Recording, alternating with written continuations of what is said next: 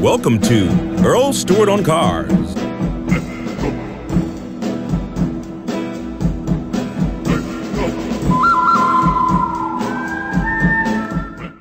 Earl, just as you always complain about a dealer fee, my complaint is about what's called the shop supplies. In this case, it was $25. Yeah, it's like the service department's dealer fee, exactly the same. Profit to the dealer, disguised to make you believe that it's some useful, they'll call it miscellaneous supplies.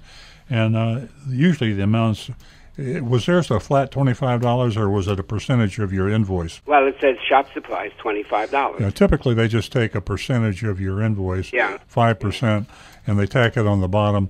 A tip to our listeners, the dealers know this is wrong. They do it anyway. If you're a AAA member, AAA specifically condemns dealers who do that. Unfortunately, that includes almost all dealers.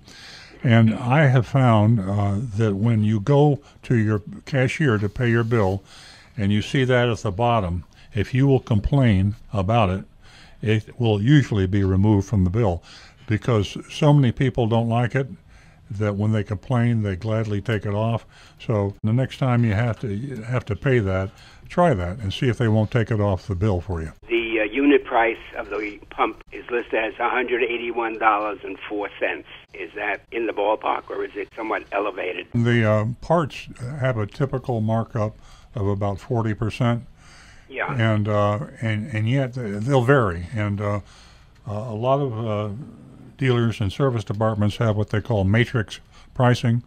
And so they will take parts that are obscure and not commonly shopped or people are aware of, and they'll charge more than 40%, and they'll take other parts that are in high demand that are advertised that you routinely would be buying and be part of your routine maintenance, and they'll sometimes lower the margins on those.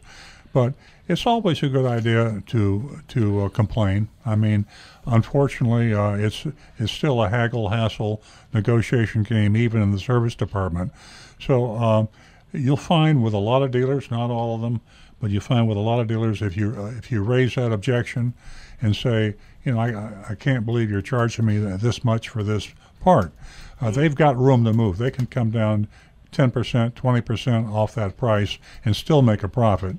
And the other thing you could do is just get on the telephone. If you know what you're going to have to buy in the way of parts, get on the phone. You'd be surprised. You can call 3 Honda dealers, 3 Toyota dealers, 3 dealers of any make, and you ask for a price on a particular part, you'll find a difference. And the same thing with a service. You call up and ask what a 30,000-mile service costs on a Toyota, and you call 3 dealerships, you'll get 3 different prices. And some of them will be hundreds of dollars higher or lower.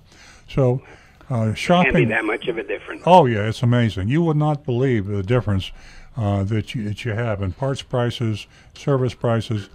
It's a shame that it's that way, but it is that way.